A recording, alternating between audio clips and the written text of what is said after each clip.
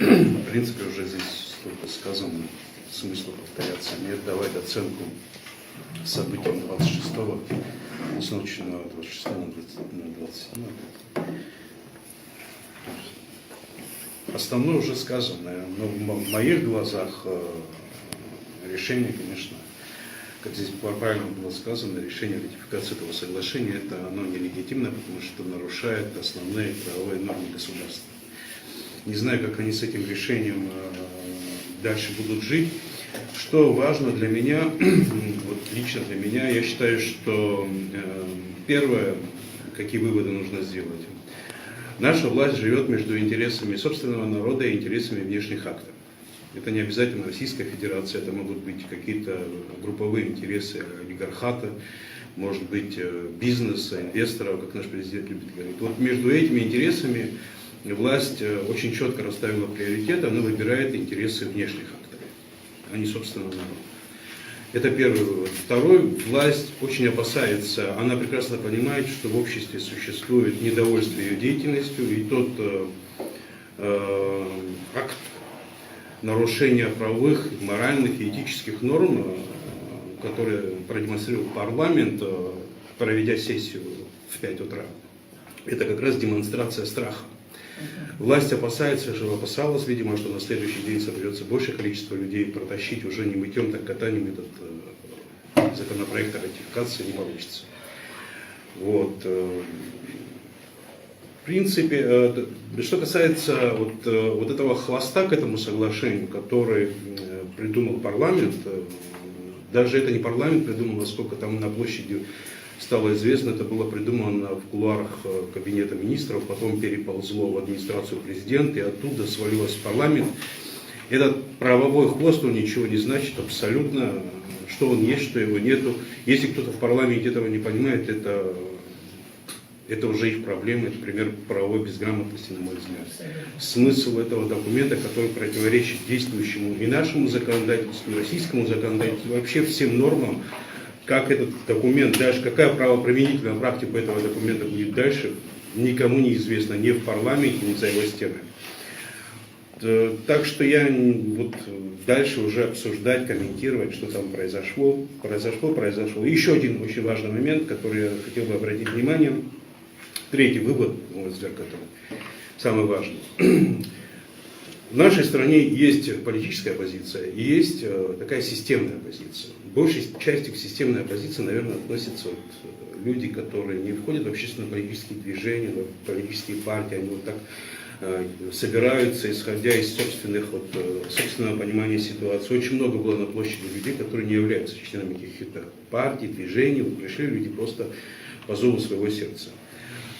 Есть у нас политическая оппозиция у нас, она, к сожалению, в принципе, так это происходит, она играет определенную политическую игру. Наша политическая оппозиция в этот день попыталась сидеть на двух стульях, и с обоих, на мой взгляд, она свалилась. Вот. И сейчас, уже когда вот эти все выводы сделаны, возникает четкое ощущение, что в принципе вот абхазский народ, национальные интересы абхазского народа, они никем не представлены в системе власти и вообще в абхазской политике. И поэтому сейчас вот здесь, на этой пресс-конференции, самый главный, самый важный вопрос, наверное, формирование новой платформы, новой такой политической, общественной платформы, которая втянула в себя здоровые силы нашего общества и вот хоть какую-то площадку для влияния на общественно-политическую ситуацию в стране наш народ получил. Вот я считаю, это самая главная тема сегодняшней пресс-конференции. Жить прошлым нет смысла, надо жить будущим, надо строить планы, как с этим бороться. Уже однозначно, что мы будем бороться со всеми ветвями власти. Я думаю, что к законодательной со временем добавится еще и судебная власть, которая там будет оказывать на нас давление. Так что нам нужно сплотиться, объединиться, выработать какую-то программу действий, собственное понимание образа нашего государства, то, чего здесь абхазского люди делают. Продолжить абхазскую идею независимости, предложить обществу образ будущего этой страны. Что такое мы должны сделать? И последний вопрос, на который я хочу обратить внимание, это в нашей стране сложилась такая практика, что если мы, для нас неприемлема деятельность нашей власти, мы не согласны с какой-то ее позицией, если нас беспокоит коррупция в стране, хищение, мы автоматически становимся антироссийским элементом. Вот эту практику активно продвигает исполнительная власть, нанося маркеры, навешивая ярлыки на всех, кто ей не угоден. Не знаю, кто это придумал, но ничего хорошего для российско-абхазских отношений эта практика не сулит.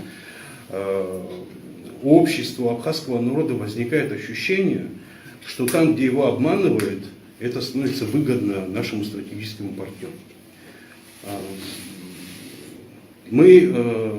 Здесь не стоит вопрос, с кем это, мы не меняем политического вектора. Мы считаем, что основной политический вектор абхазского государства, абхазского народа – это быть с нашим стратегическим партнером. Но у Российской Федерации есть собственные интересы, и это нормально.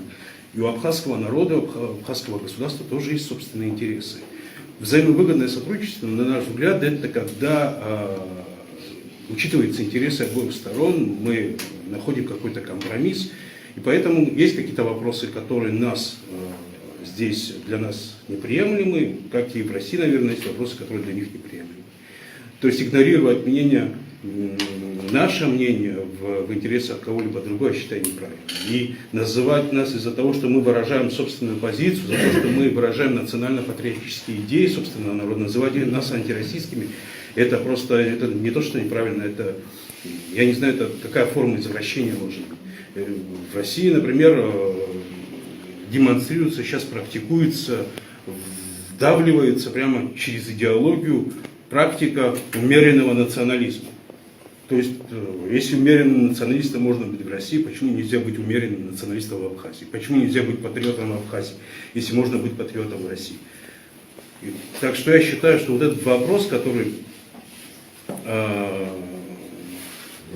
власть демонстрирует, она там через свои внешнеполитические ведомства, почему-то внешнеполитическое ведомство в нашей стране неожиданно стало заниматься внутренней политикой. Это не очень хорошая вещь, очень просто не очень хорошая вещь, и наибольшего ущерба для российско-абхазских отношений, чем вот эта практика, мне кажется, ничего не несет. Вот что я хотел сказать. Спасибо большое.